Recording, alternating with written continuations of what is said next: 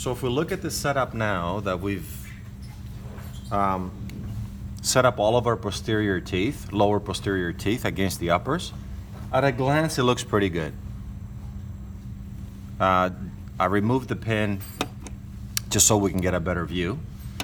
At a glance it looks pretty good. It looks like we have a nice tight centric occlusion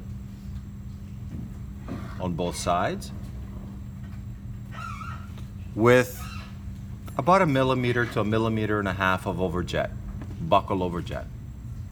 Okay? But when we look a little closer, I'm just going to release one side of the articulator. It looks like we have working on the right, balancing on the left. That looks pretty good. Looking at it from a buccal view, it looks a little different.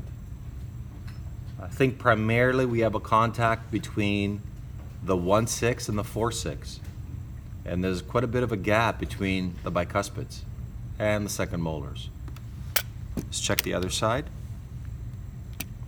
So obviously the wax has somewhat shrunk over the course of the week. Or even a day will do it. And same thing on this side. It looks like it's open. Although I probably do have lingual contact, I don't have much of a buccal contact. And that looks pretty good too. So from a facial view, things look pretty good. They look pretty smooth.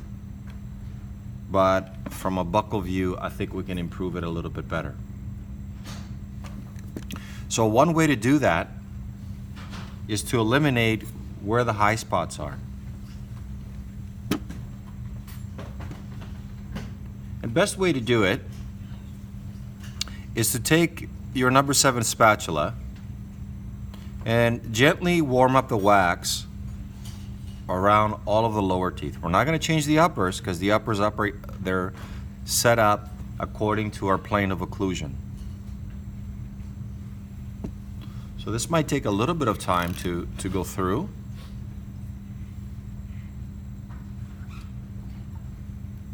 And once again, I only have enough wax there to support the teeth. I don't have too much wax around the teeth. The more wax you have on there, the more you have to heat up and have to work around. So you might have to do a couple of passes to warm the wax just enough, not too much, just enough to soften the wax around the teeth, so you can move the articulator back into a lateral excursion, and hopefully whatever interference is there will correct itself.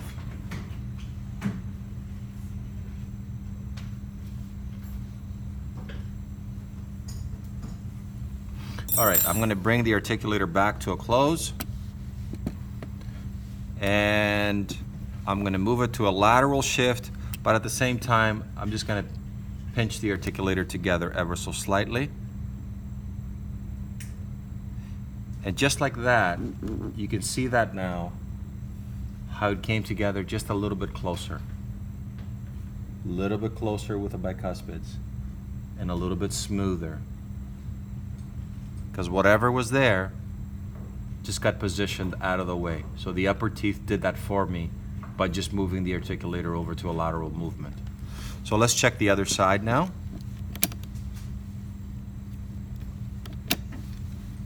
I anticipate this to be open still, and it is.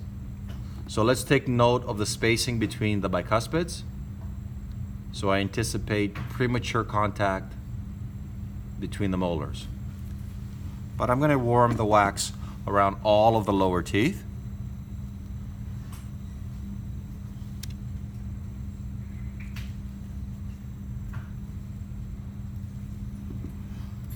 And again, hold your articulator in a way so the wax flows away from the tooth surface. Certainly you don't want to get any wax on the occlusal surfaces of the teeth.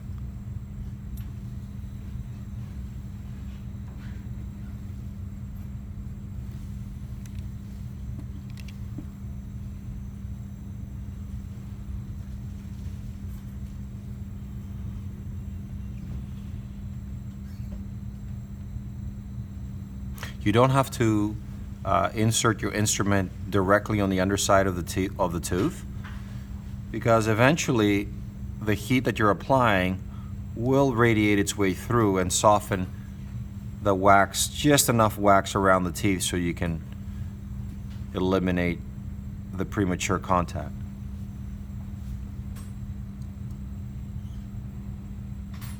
I'm going to go back and just do one more pass at it.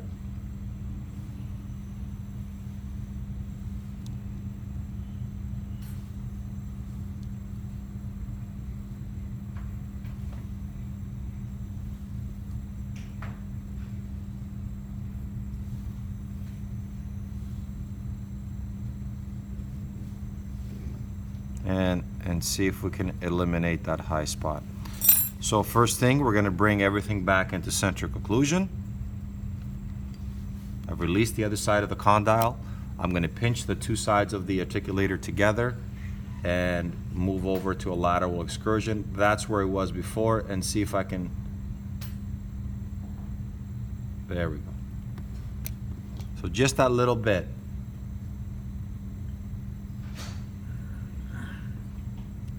Eliminated the high spot, which was probably about maybe 1/3 of a millimeter, but that's a big difference in somebody's mouth, right? A millimeter. I still feel a bit of an interruption there as I'm pushing the articulator back and forth. I certainly have balancing on the other side, on the left side, but the working side, the right working side right now, there's still a bit of an interference. So I'm going to warm up the wax just a little bit more.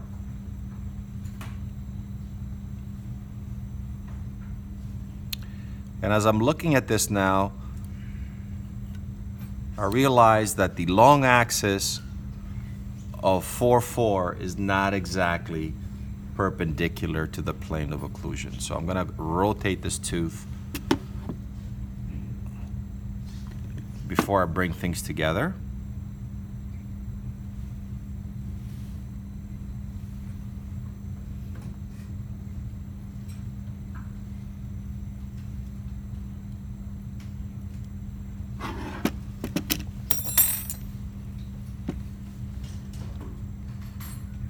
So I'm going to move the cervical third of 4-4 towards the distal to give it more of an upright position. Bring the articulator together into centric, and then move it over into a lateral excursion. And that looks a whole lot better. Okay? So I'm going to release both sides of the articulator. And check our right working and left balancing. That looks pretty good.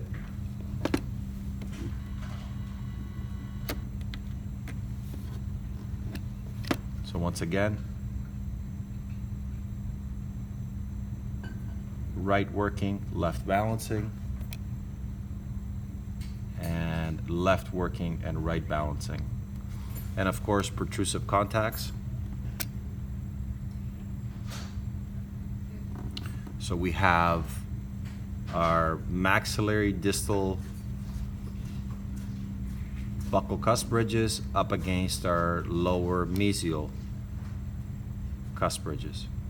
Same thing on the other side. Let's get it a little more leveled. So we have at least 3-point contacts between working contacts, balancing contacts, and protrusive contacts. So once we're satisfied with this, then we can move ahead and do our interior setup.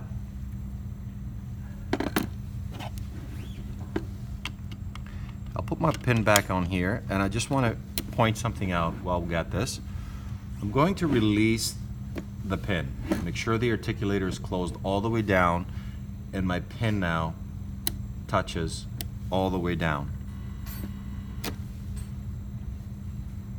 And tighten it up again. If you recall, we started off with our centric occlusion being at 0.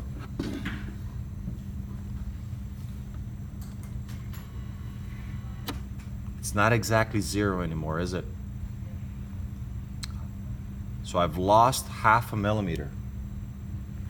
And that's because as I was working with the case, the wax got soft, and the pressure of holding the articulator together, or sorry, the wax shrinking, the overall dimension got smaller by 0.5 millimeter.